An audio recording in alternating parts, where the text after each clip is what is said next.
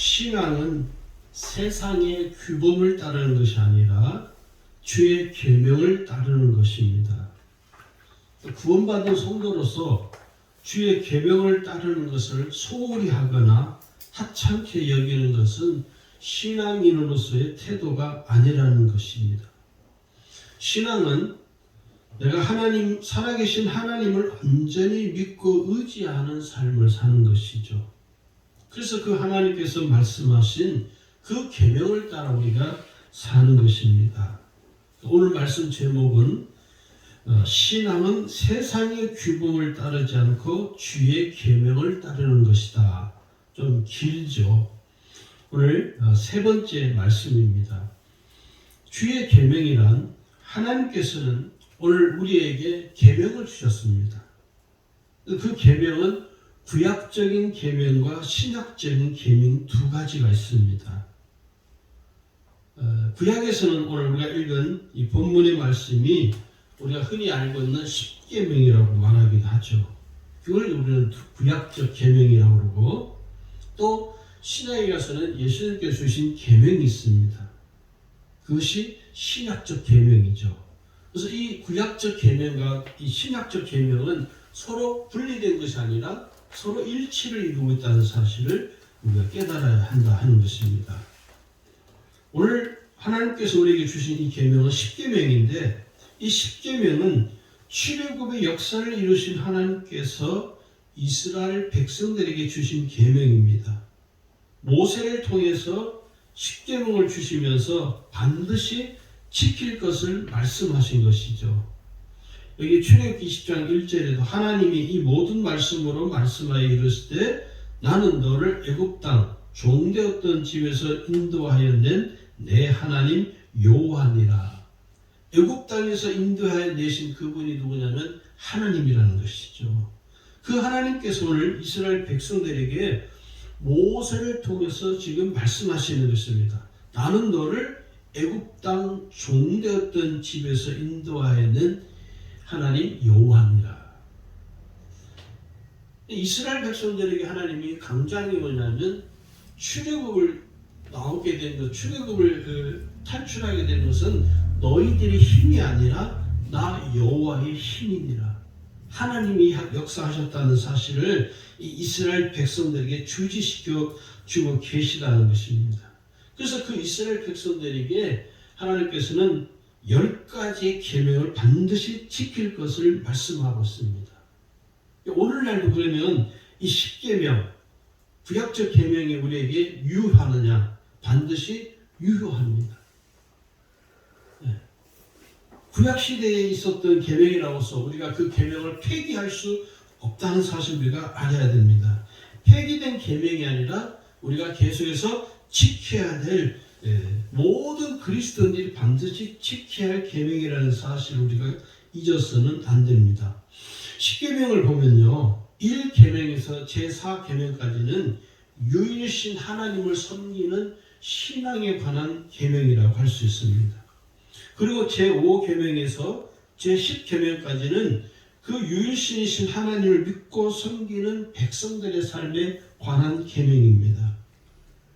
이 삶에 관한 계명이라니까 사람들이 가볍게 생각하는 경향이 있습니다. 결코 가벼운 계명이 아니라는 것을 우리가 알아야 한다 하는 것이죠. 자, 먼저 우리가 1계명을 살펴보면 출애굽기 20장 3절에 기록하죠. 너는 나 외에는 다른 신들을 내게 두지 말라. 하나님만이 유일신이시다. 하나님만이 신이라는 사실을 오늘 우리에게 말씀하면서 하나님만 섬기고 하나님만 믿고 의지하는 삶을 살아갈 것을 오늘 1계명에서는 우리에게 말씀하고 있는 것입니다. 두 번째 계명에 보면요, 너를 위하여 새길 우상을 만들지 말라. 4절이죠. 또 위로 하늘에 있는 것이나 아래로 땅에 있는 것이나 땅 아래 물속에 있는 것에 어떤 형상도 만들지 말며 뭐라고 계속 말씀하냐면 그것들에게 절하지 말라는 거예요. 오늘날 우리나라뿐만 아니라 세계 곳곳에도요, 무속신앙이 아주 즐비합니다. 우리나라 무속신앙이 너무 많죠. 지금은 그런 것들이 좀 많이 사라졌지만 옛날에는 시골에 가면요, 시골 마을 어귀에 이렇게 큰 장성이 있죠. 그게 뭡니까? 그게 신이에요, 신. 또 장성이 없는 동네에는 그 마을 들어가는 어귀 입구에 뭐합니까? 돌단을 이렇게, 돌을 이렇게 막 쌓아놨어요. 마을 사람들이 그 집을, 마을을 들어가면 돌 하나 거기다 쌓아놓고, 거기다 소원을 빌고, 그게 신이에요, 신. 또, 각 집집마다 보면은 부뚜막에 정화수를 떠놓고, 거기에 또, 아낙네들이 투수를 모으고 절을 합니다. 그게 신이라는 거예요. 그리고, 마당 뒷전에는 간장독이 있는 거기서도 또 정화수를 떠놓고 새벽에 일어나서 거기에서도 절을 하고, 그게 신이라는 것이. 그게 다 뭐냐? 무속신앙이라는, 샤머니즘 신앙이라는 거예요. 신앙이라는 말 자체가 틀린 말입니다, 사실. 그게 뭡니까? 우상을 섬기는 거죠. 요즘 젊은이들이 재미로 보는 타로 있죠. 그것도 신이에요, 신. 거기에다가 절을 하는, 거기에다가 자기 마음을 거기에 쏟는 것이죠. 그런데 성경 우리가 뭐라냐? 하나님 외에는 어떤 것에도 절을 하지 말고 그것을 섬기지 말라는 거예요. 왜요? 하나님은 질투하는 하나님이라는 것입니다. 그러면서 우리가 이 말씀을 좀 기억해야 되는데 5절에 보시면요, 나를 미워하는 자의 죄를 갚되 아버지로부터 아들에게로 3, 4대까지 이르게 하거니와. 우상에게 절을 하는 자는 하나님께서 반드시 하나님께서 그 사실을 하나님께서 간과하지 아니하시고 반드시 하나님이 징계를 하시겠다는, 하나님이 징벌하시겠다는 것이죠. 오늘 우리에게는요, 많은 우상이 있습니다. 하나님보다 돈을 더 따르는 것, 그게 우상이에요. 하나님보다 내가 이것을 더 좋아하는 것, 다른 말로 중독이라고도 하죠. 그건 이미 우상이 된 것이죠. 자, 그 다음에 세 번째 계명이 뭐냐면, 나는 내 하나님 여호와의 이름을 망령되게 부르지 말라는 것입니다. 다시 말해서 하나님의 이름을 욕되게 하지 말라는 것이죠. 오늘 우리가요, 나의 삶을 통해서 하나님의 이름이 욕되게 되지 않도록 우리가 각별히 주의하고 경계해야 합니다.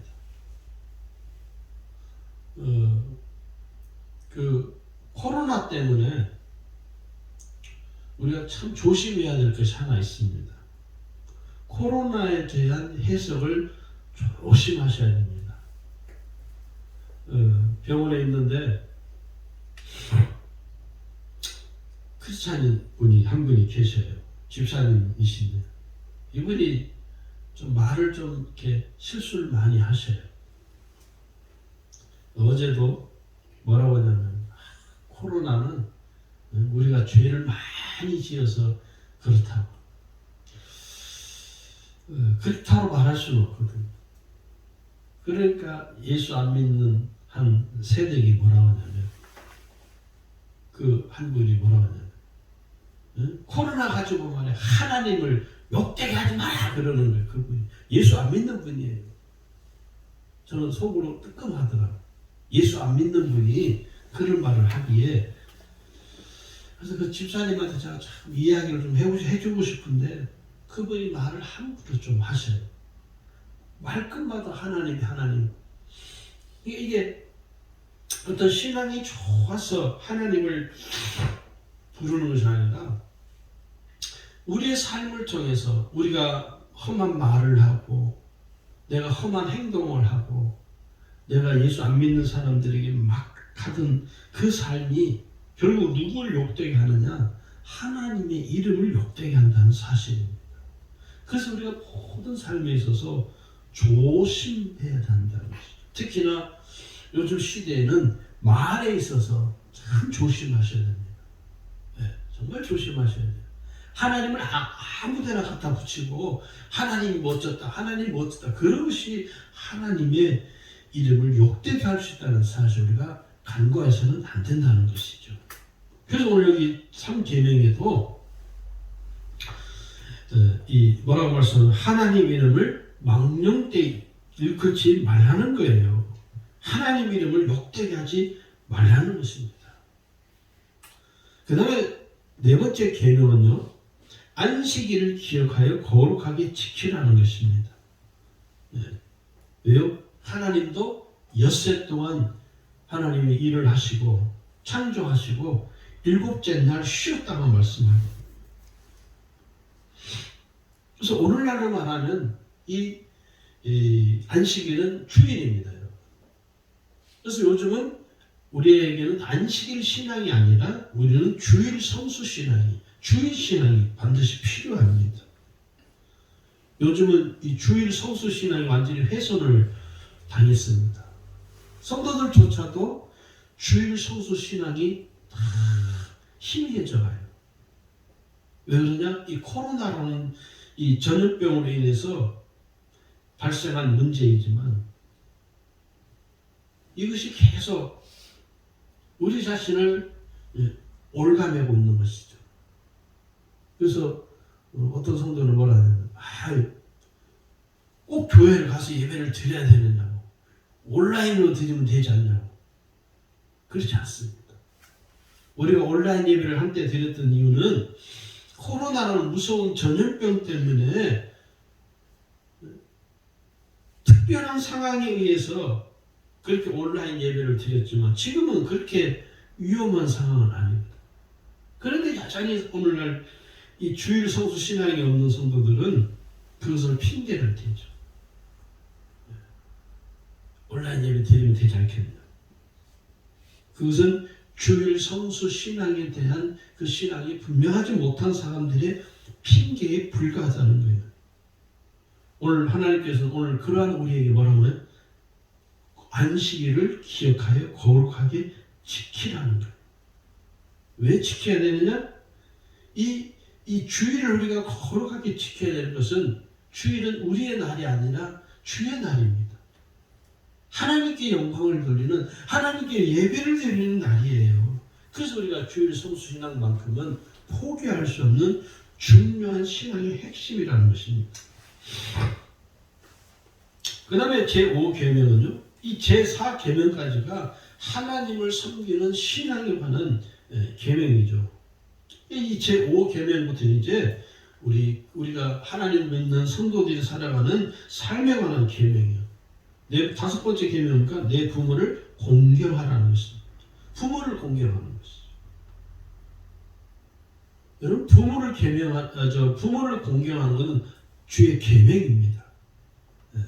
오늘날 이 부모를 공경하는 이런 좋은 모습들이 점점점 퇴색되어져 가고 있죠. 점점 퇴색되어 가는 거예요. 부모가 자식들에게 무시를 당하고, 자식들이 부모를 무시하고 함부로 하고. 왜 그렇습니까?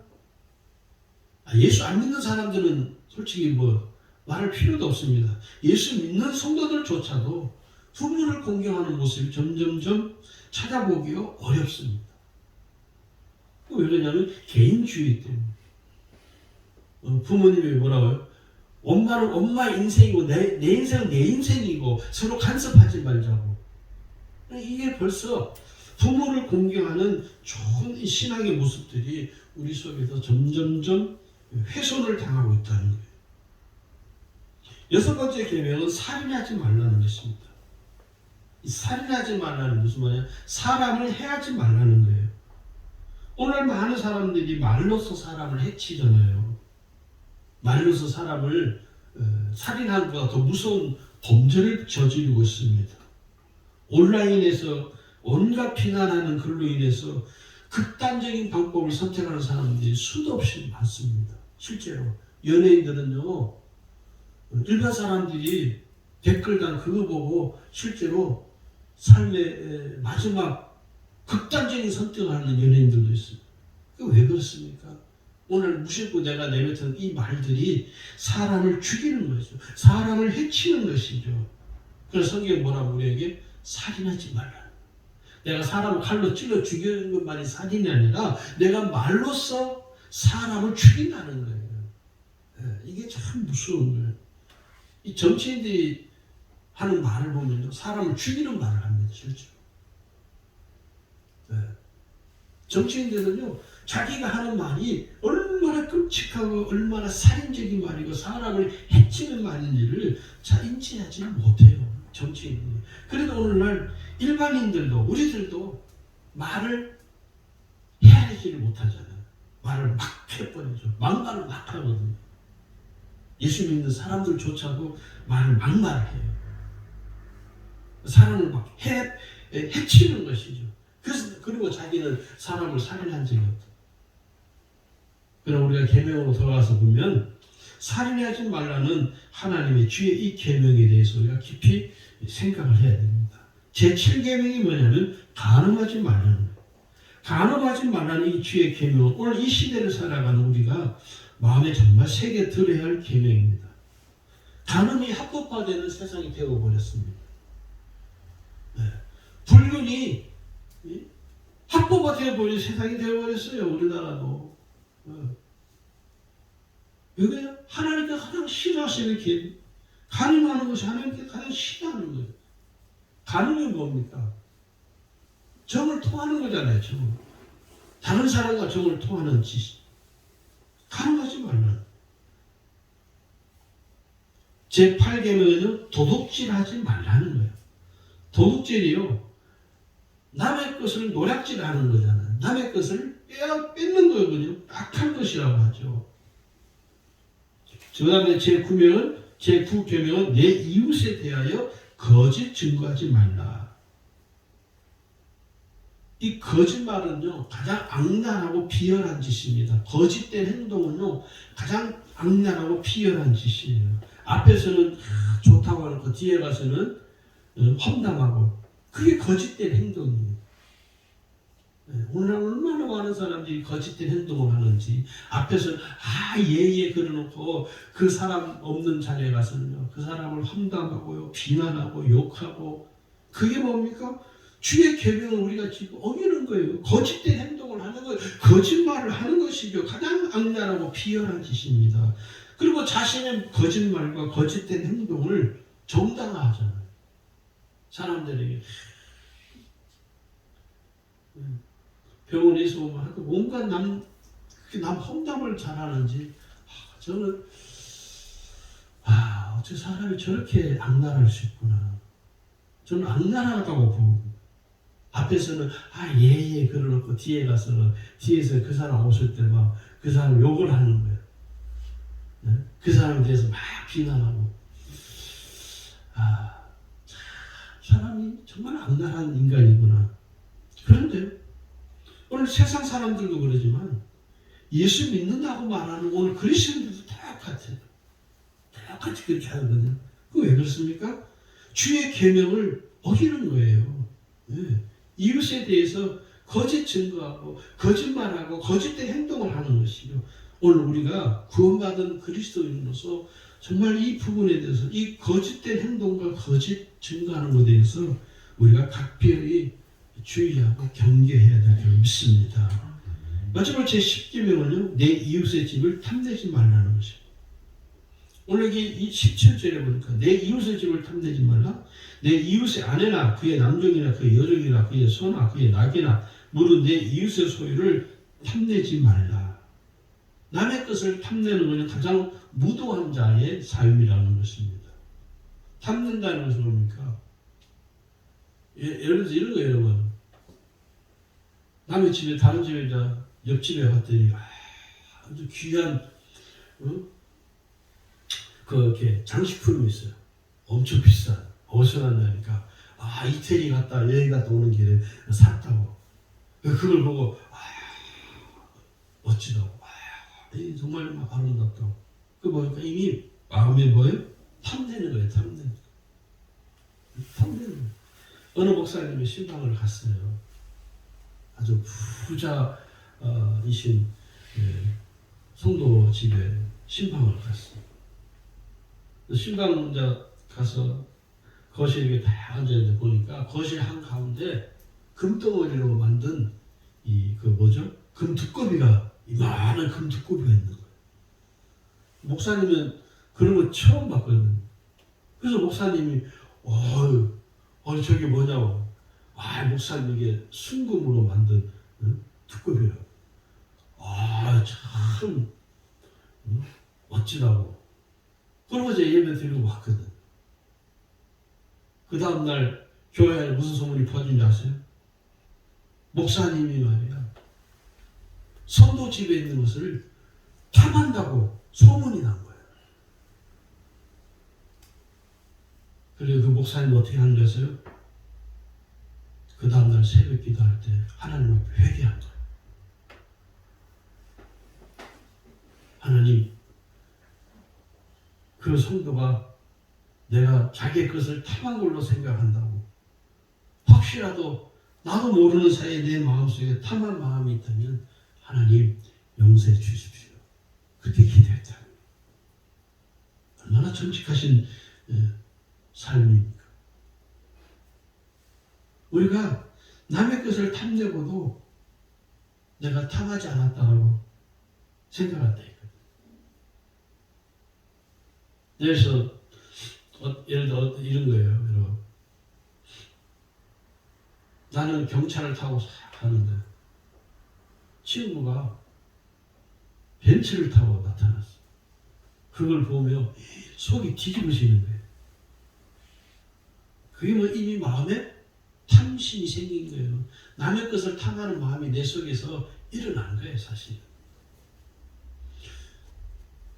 남이 가진 것을 부러워하는 건 뭡니까? 내 마음 속에서 탐내는 마음이 이미 자리 잡고 있는 거예요.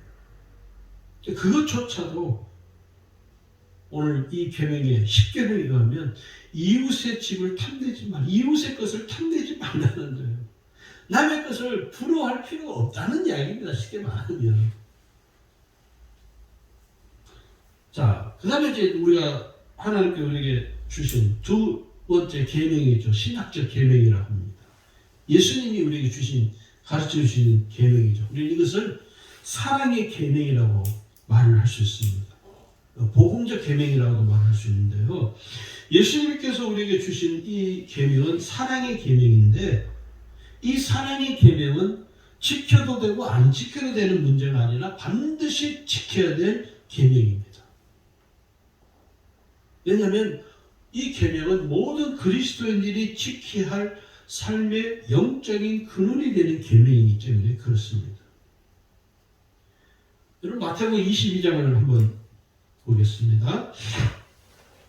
마태복음 22장 보실까요? 오늘 예수님께서 우리에게 주신 계명이죠. 마태복음 22장 37절을 보시면 예수께서 이르시되 내 마음을 다하고 목숨을 다하고 뜻을 다하여 주 너의 하나님을 사랑하라 하셨으니 이것이 크고 첫째 되는 계명이요 이렇게 기록하고 있습니다. 누굴 사랑을? 하나님을 사랑하고 주 너의 하나님을 사랑하라는 거예요. 어떻게? 마음을 다하고 목숨을 다하고 뜻을 다하여 하나님을 사랑하라고 우리에게 말씀하고 계시는 것입니다. 그래서 오늘 하나님을 사랑하는 것은요, 오늘 모든 그리스도인들이 지켜야 할 신앙이며 계명입니다. 하나님을 사랑하는 신앙이 있으면 마음을 다 하는 거예요. 목숨을 다해서 뜻을 다해서 하나님을 믿고 섬길 수가 있습니다. 근데 오늘 우리 속에 하나님을 사랑하는 신앙이 없으면 내 마음을 다하고 목숨을 다하고 뜻을 다해 하나님을 믿고 의지할 수가 없어요. 예수님이 가르치는 두 번째 계명이 뭡니까? 이웃을 사랑하라는 것이죠. 자, 여기 보시면 39절이죠. 둘째도 그와 같으니 내 이웃을 뭐라고 부릅니까? 내 자신같이 사랑하라 하셨으니 이 두 계명이 온 율법과 선지자의 강령이니라. 이웃을 내 자신처럼 내 몸처럼 사랑하라는 것이죠. 여러분 이웃을 내 몸처럼 사랑할 수 있을까요? 하나님을 사랑할 수는 있겠는데 이웃을 내 몸처럼 사랑한다는 것은 쉽지 않다는 거예요. 어떤 분이 그러시더라고요. 목사님, 내가 하나님을 사랑하는 건 얼마든지 할 수 있겠는데 이웃을 사랑하는 것은 대단히 어렵습니다. 어려운 숙제와 같습니다. 그러시더라고요. 제가 그 말을 듣고 많이 곰곰이 생각을 해보니까 그런 것 같아요. 여러분 이웃을 사랑하시나요? 응? 사랑은 쉽지 않습니다. 쉬운 계명이 아닙니다. 결코. 실천하기 참 힘든 계명이기도 해요. 왜 이 계명이 지키기가 어렵냐? 둘째 계명이 지키기가 어렵냐면 이웃에는요, 이 세상에는요, 좋은 이웃만 있는 게 아니에요. 그죠? 아주 꼴도 보기 싫은 이웃도 있거든. 상종초차기 싫은 이웃도 있어요. 그리고 나에게 아주 무례한 이웃도 있고요. 가까이 하기 싫은 이웃도 있고 별로 친하고 싶지 않은 이웃도 있습니다. 근데 어떻게 그런 이웃과 그런 이웃을 내가 사랑할 수 있겠냐는 거예요. 그런데 성경은 뭐라 합니까? 예수님은 우리에게 뭐라고 하냐면 이웃을 내 몸처럼 사랑하라는 거예요. 그게 오늘 우리에게 주신 계명이에요. 이 계명 앞에 우리가 자신 있게 예수님 제가 이웃을 내 몸처럼 사랑하겠습니까? 라고 자신 있게 대답할 수 있는 사람이 과연 몇 명이나 되겠습니까? 쉽지 않습니다. 그런데 우리가 깨달은 게 뭐냐면 이 쉽지 않은 일을 우리가 실천해야 돼요. 왜요? 예수님이 우리에게 주신 계명이에요. 그래서 예수님이 뭐라 하냐면 내가 너희를 사랑한 것처럼 너희도 서로 사랑하라. 믿음이 대단히 중요한 것입니다. 예수님이 나를 사랑하신 것처럼 나도 내 이웃을 사랑하라는 거예요. 할렐루야. 믿음으로 이웃을 사랑해야 된다는 거예요. 예수님이 나를 사랑하신 것처럼 나도 이웃을 사랑해야 된다는 거예요. 이게 오늘 우리가 이 둘째 계명을 지킬 수 있는 유일한 근거가 됩니다. 믿음으로 사랑하고 예수님이 나를 사랑하신 것처럼 나도 이웃을 사랑하려고 애를 쓰는 것. 이게 주의 계명, 두 번째 계명을 지킬 수 있는 대안이 될 수 있습니다. 왜 우리가 그러면 이 주의 계명을 지키며 따라야 되느냐? 이 세상은 여러분 세상에서 정해놓은 규범을 따라 삽니다. 세상에 속한 규범을 따라 살아요. 모든 사람들은. 그걸 다른 말로 도덕적 규범이라고도 말을 합니다. 그런데 여러분 도덕적 규범이 다 옳은 것인가요? 다 옳은 것이라고 말할 수 없습니다. 왜냐하면 이 도덕적인 규범들은 나라마다 다 달라요.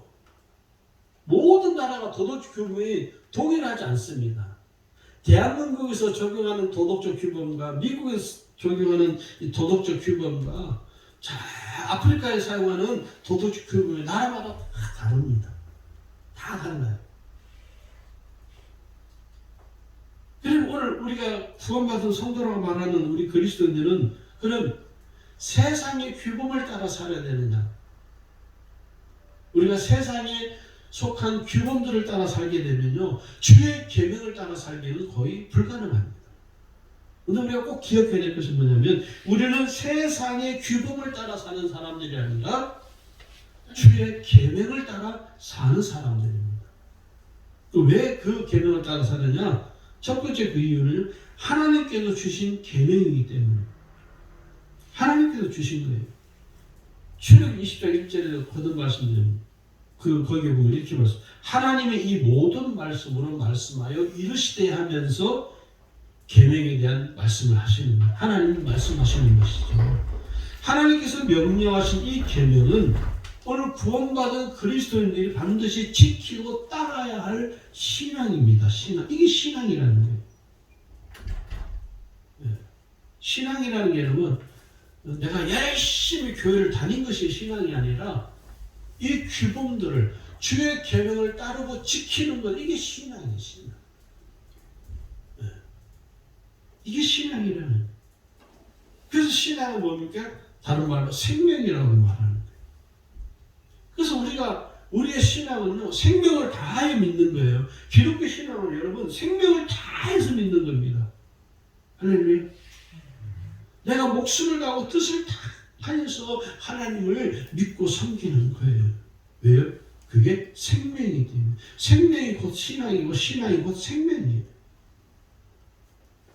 그래서 우리가 이 계명들을 하나님께서 주신 구약적 계명과 예수님이 가르쳐 주시는 신학적 이 계명을 잘 지키며 살아가야 됩니다.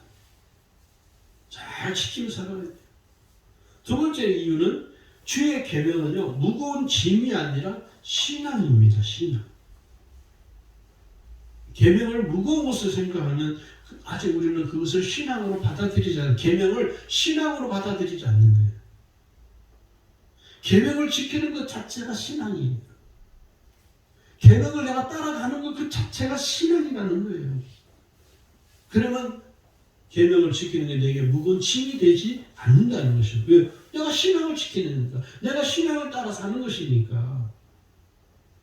베드로의 신앙 고백은 여러분, 베드로가 예수님을 부인했지만 이 베드로의 신앙 고백은 굉장히 중요합니다.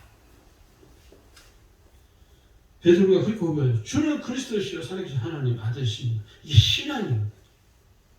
예. 예수님은 그 베드로의 신앙을 예수님은 눈여겨보시는 거예요. 비록 그가 나중에 예수님을 배반했지만 다시 그 삶에서, 어리석은 삶에서 다시 돌이킬 수 있는 영적인 근원이 뭐냐? 이 신앙이, 이 신앙.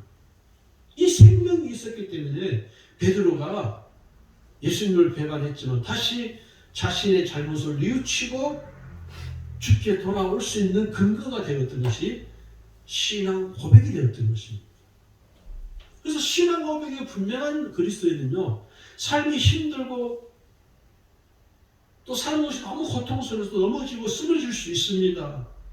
그렇다 할지라도 그 삶이 힘들고 너무 고통스러워 쓰러지지만 다시 일어날 수 있는 영적인 힘을 가지고 있는 거예요. 왜? 그에게는 신앙이 분명하기 때문에. 신앙이 없는 사람은요, 힘들고 어려운 일을 당하면 그냥 똑같아져 버려요.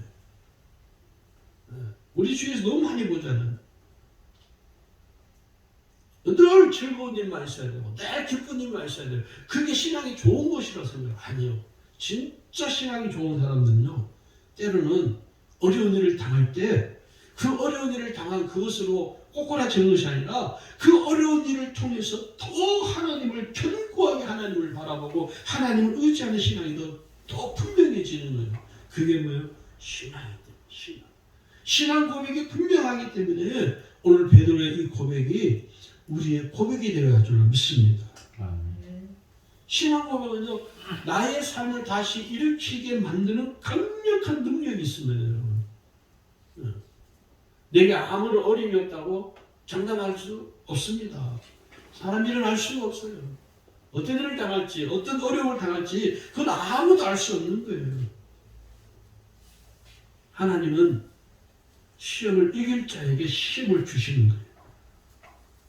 그래서 그 시험을 이기게 하시고 그 시험을 통해서 더욱 하나님을 바라보게 하시고, 왜요? 신앙이 분명하기 때문에.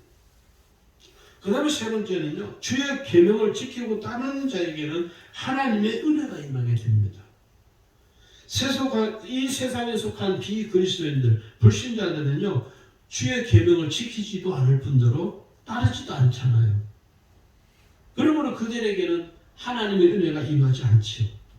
그러나 구원받은 오늘 그리스도인들에게는 주의 계명을 지키며 따릅니다. 그래서 주의 계명을 지키고 주의 계명을 따르는 오늘 그리스도인들에게 뭐가 임합니까? 하나님의 은혜가 임하는 거예요. 네. 주의 계명을 지키지도 않으면서 하나님 내게 은혜 주십시오. 아니요, 하나님 은혜 눈꽃만큼도 주지 않습니다. 주의 계명을 지키고 따르는 사람에게는 하나님께서 내가 생각하지 못한 은혜를 하나님이 부어주시는 거예요. 주의 계명은 이 세상에 속한 규범들과는 비교할 수 없는 거룩하고 존귀한 영적인 차원이라는 사실을 여러분 잘 알고 깨달으셔야 됩니다. 이번 한 주간도 세상의 규범을 따르지 말고 주의 계명을 따르는 우리 주님에게 성도들이 되시기를 주의 이름으로 축원합니다.